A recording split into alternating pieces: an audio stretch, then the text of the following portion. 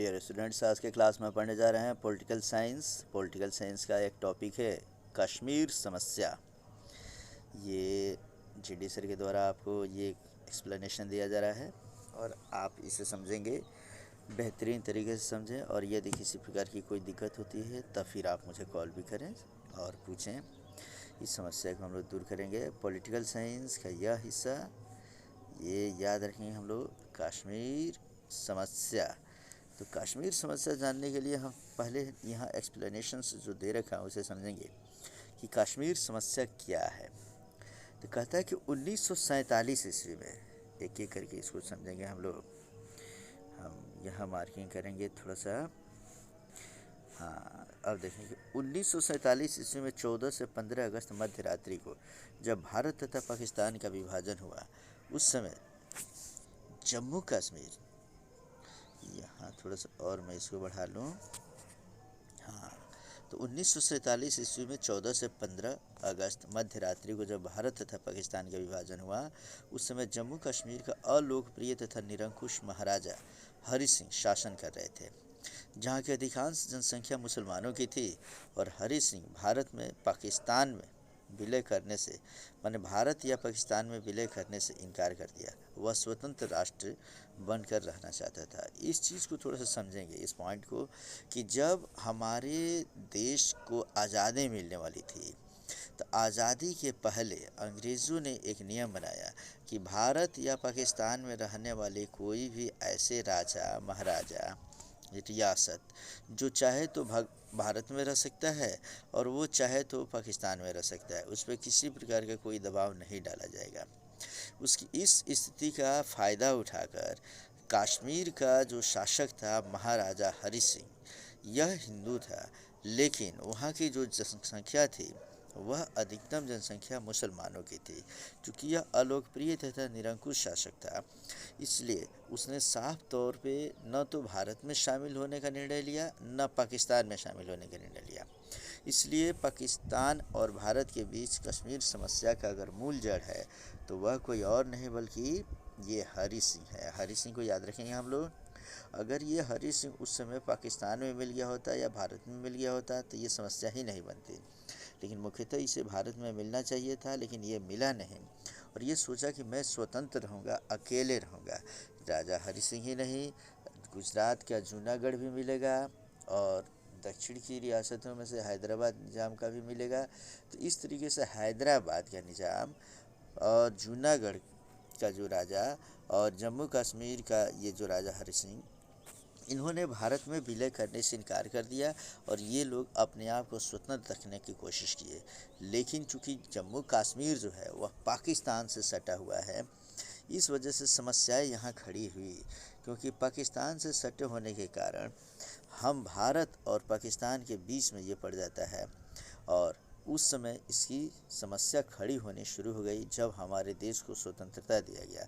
14 से 15 अगस्त मध्य रात्रि कहने का मतलब यहाँ पे हम समझेंगे इस चीज़ को कि 1947 में 14 से 15 अगस्त मध्य रात्रि जब हमारे देश को आज़ादी मिली, उस समय 14 अगस्त मध्य रात्रि को 11:59 पर पाकिस्तान के संविधान पर सिग्नेचर करके पाकिस्तान को 11:59 पर 14 अगस्त मध्य रात्रि को आज़ादी दी गई।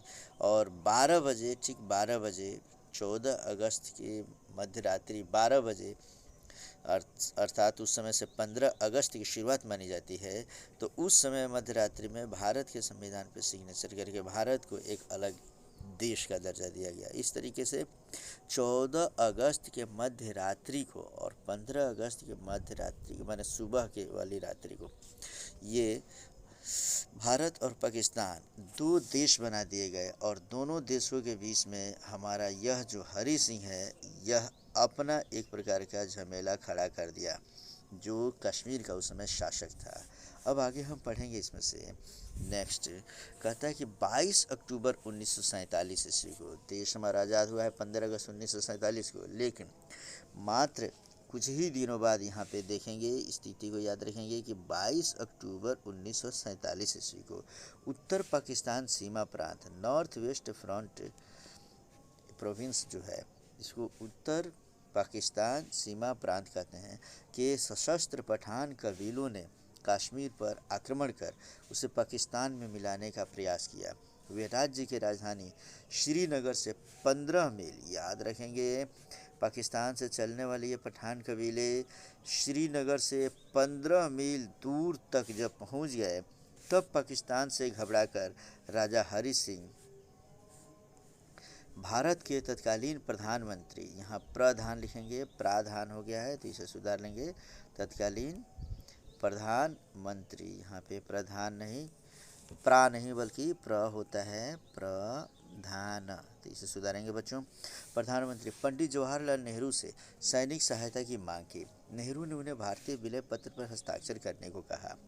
नेशनल कॉन्फ्रेंस दल के लोकप्रिय तथा,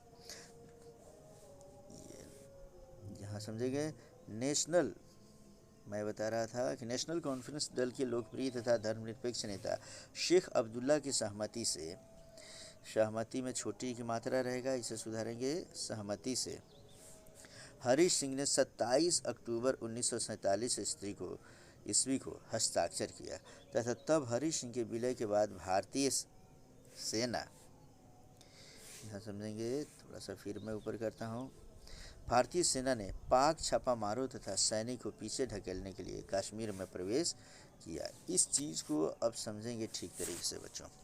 कहानी तब शुरू होती है जब यहाँ पर 22 अक्टूबर 1947 को नॉर्थ वेस्ट फ्रंट, ये प्रोविंस के सशस्त्र पठान माने उत्तर पाकिस्तान सीमा प्रांत के जब सशस्त्र पठान जब जम्मू कश्मीर पे आक्रमण कर दिए, तो उस आक्रमण करने के साथ ही मात्र श्रीनगर से 15 मील दूरी तक जो जब पहुंच गए थे, तब यहाँ पाकिस्तान से घबराकर जम्मू कश्मीर के राजा हरि सिंह ने सोचा कि अब यदि मैंने भारत के प्रधानमंत्री से मदद नहीं ली तो ये हमारे पूरे राज्य को हड़प लेंगे और हमारा नाश हो जाएगा।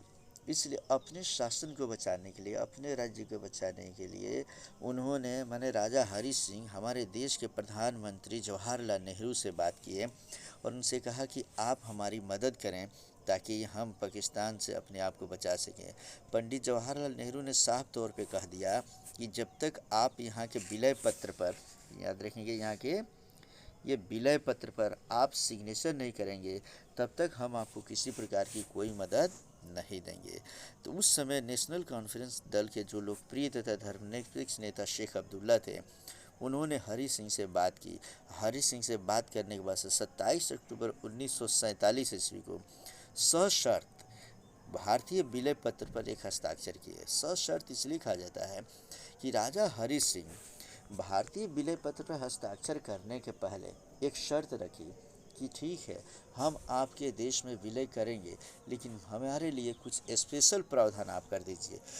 और जो स्पेशल प्रावधान, विशेष सुविधा उन्हें दी गई, उन्हें हम धारा 370 के नाम से जानते हैं। तो इस चीज़ को समझेंगे। इसमें नीचे फिर मैं लिखा हूँ कि राजा हरि सिंह, अच्छा, तो उस तरीके से विलय जब वो किए, तो विलय के बाद राजा हरि सिंह जैसे ही विलय किए, भारत के प्रधानमंत्री पंडित जवाहरलाल नेहरू ने अब भारतीय सेना को कह दिया कि जितने पाक छापामार तथा सैनिक हैं उसको पीछे ढकेलो और उसे ख़त्म करो, दूर करो।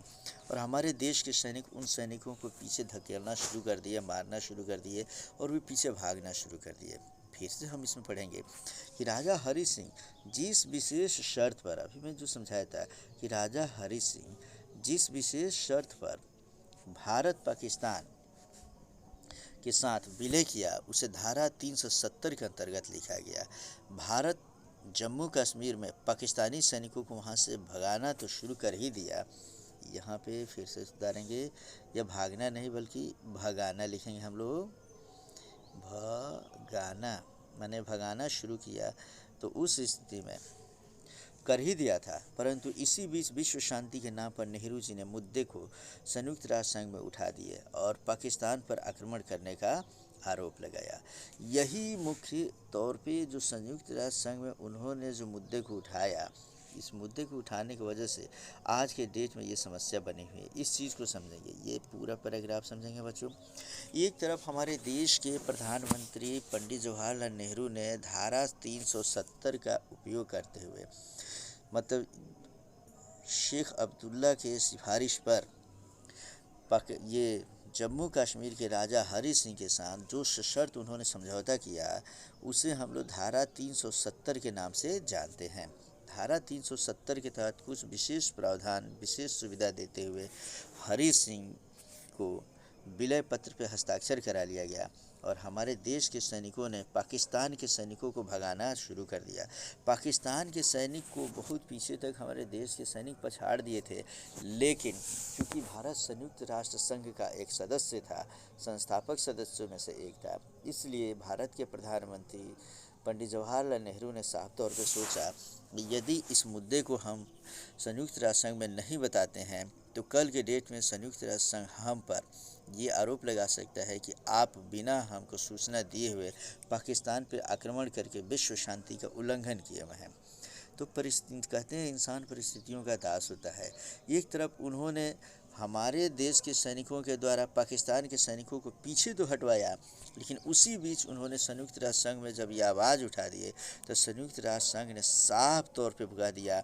1 जनवरी 1949 ईस्वी को संयुक्त राष्ट्र संघ ने माने यूनाइटेड नेशंस ऑर्गेनाइजेशन अर्थात यूएनओ ने भारत पाक युद्ध पर विराम लगा दिया और भारत तथा पाकिस्तान के सैनिक जहाँ थे वहीं रोक दिया गया। भारत पाकिस्तान की उस नियंत्रण रेखा को LOC या लाइन ऑफ कंट्रोल के नाम से जाना जाता है। इसे खूब बढ़िया समझेंगे कि घटना है बच्चों कि 1 जनवरी ये घटना हो गई, फिर से समझेंगे 1 जनवरी 1949 ईस्वी को। मतलब एक तरफ जैसे ही पाकिस्तानी सैनिकों को हमारे देश के सैनिक पीछे धक्का दे रहे थे, पीछे मारते हुए जा रहे थे, उस समय संयुक्त राष्ट्र संघ में जब इन्होंने आवाज़ उठा दी, बता दी, सूचना, उन्होंने सोचा कि सूचना दे देते हैं, लेकिन संयुक्त राष्ट्र संघ ने साफ तौर पे कह दिया कि जिस देश की सेना जहां है वहीं रुक जाओ और आप एक दूसरे पे आक्रमण नहीं करेंगे, अन्यथा ये विश्व शांति में खलल पैदा माना जाएगा और विश्व को अशांति की ओर धकेलने का काम आप लोगों के ऊपर सौंपा जाएगा। यह सोचकर भारत के सैनिक जहां तक पहुंचे थे वहीं तक रुक गए और पाकिस्तान के सैनिक जहां तक खदेड़ कर पीछे किए गए थे वहीं तक रुक गए। उस सब जहां पर ये दोनों देश के सैनिक रुके, उन दोनों के बीच में एक जो नियंत्रण रेखा खींची गई, इसी नियंत्रण रेखा को LOC या लाइन ऑफ कंट्रोल के नाम से जानते हैं। अब समस्या यहीं से शुरू होती है। कहते हैं कि अतः इस विराम के बाद पाकिस्तानी अपना क्षेत्र यहाँ तक मानते हैं, जबकि भारत पूरे जम्मू कश्मीर को भारत का अंग मानता है, जो हरी सिंह ने भारत को सशर्त दिया था। इसको ठीक तरीके से और समझने के लिए थोड़ा सा एक बार यहाँ देखते हैं हम लोग। ये हमने बनाया एक छोटा सा भारत का ये मानचित्र। ये भारत के मानचित्र की अगर हम बात करते हैं तो ये ठीक से समझेंगे बच्चों। ये रहा हमारा इंडिया और ये इंडिया में हमारे इस से नॉर्थ ईस्ट के साइड से कुछ लेना देना नहीं है। और ये है हमारा, यहाँ से शुरू करते हैं इसको, ये हिस्सा है, देखो ये पाकिस्तान का, ये पाकिस्तान है और ये हमारा इंडिया हो गया। शुरू ये हुआ कि जब ये पाकिस्तान के जो सैनिक थे, खूब ठीक से समझेंगे इसको बच्चों, ये हिस्से को देखेंगे हम लोग। ये पाकिस्तान के सैनिक यहाँ से प्रवेश करते करते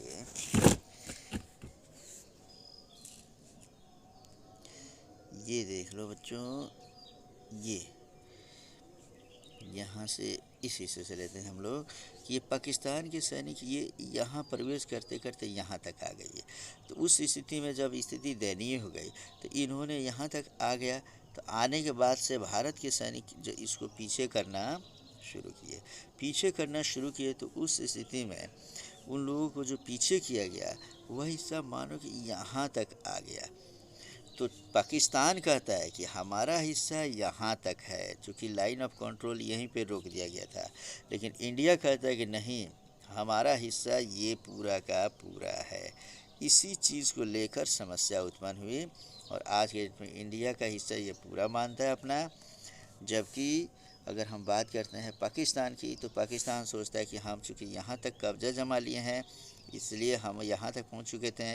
संयुक्त राष्ट्र संघ ने कहा कि जिसकी सेना जहाँ है वहीं रुक जाओ, तो हमारा हिस्सा इतना है। तो इस तरीके से पाकिस्तान के हिस्से में यह क्षेत्र अपने आप को पाकिस्तान अपने हिस्से में मानता है, और जबकि भारत की बात करेंगे तो भारत अपना पूरा का पूरा हिस्सा मानता है, वो किसी को कुछ देने वाला नहीं है। और इसलिए हम मानते हैं कि हमारा पूरा भारत जितना था उतना का सब भारत उतना हमारा अपना है। ये मूल समस्या थी। तो इस तरीके से फिर से आते हैं हम लोग कि इसमें कहता है कि इस विराम के बाद कहता है कि पाकिस्तानी अपना क्षेत्र यहाँ तक मानते हैं, जबकि भारत पूरे जम्मू कश्मीर को भारत का अंग मानता है, जो हरि सिंह ने भारत को सशर्त दिया था। यही कारण कि भारत और पाकिस्तान दोनों में आज भी कश्मीर समस्या बनी हुई है। लेकिन अब जब हम बात करते हैं कश्मीर समस्या की, तो अब कश्मीर समस्या को अभी हाल ही में हमारी सरकार ने इसको दूर किया है, और हम लिखेंगे उसके नीचे कि भारत सरकार ने 5 अगस्त, याद रखेंगे 5 अगस्त 2019 को राज्यसभा में एक ऐतिहासिक जम्मू कश्मीर पुनर्गठन अधिनियम 2019 पेश किया, जिसमें जम्मू कश्मीर राज्य में संविधान का अनुच्छेद 370 हटाने का और राज्य का विभाजन जम्मू कश्मीर एवं लद्दाख के 2 केंद्र शासित क्षेत्रों के रूप में, माने जम्मू कश्मीर एवं लद्दाख के 2 केंद्र शासित क्षेत्रों के रूप में करने का प्रस्ताव किया गया। जम्मू कश्मीर केंद्र शासित क्षेत्र में अपनी विधायिका होगी, जबकि लद्दाख विधायी वाली केंद्र शासिका होगी। माने जम्मू कश्मीर जो केंद्र शासित क्षेत्र होगा उसमें अपनी विधायिका होगी, जबकि लद्दाख जो है बिना विधायी वाली केंद्र शासित क्षेत्र होगा। तो इस तरीके से जम्मू कश्मीर की जो समस्या थी, कश्मीर समस्या जिसे हम कहते हैं, जो 1947 ईस्वी से शुरू हो गई थी, वह कश्मीर समस्या हमारा हल हो गया। कब? तो 5 अगस्त 2019 को। तो 2019 को भाजपा की सरकार के द्वारा इस समस्या को हमारे देश के तत्कालीन प्रधानमंत्री श्री नरेंद्र मोदी के द्वारा यह समस्या का हमेशा के लिए निराकरण कर दिया गया। तो अब जम्मू कश्मीर की जो समस्या है, कश्मीर समस्या है, अब वो समाप्त हो चुकी है। तो अब हम लोगों को ये कश्मीर समस्या कोई मुद्दा नहीं है।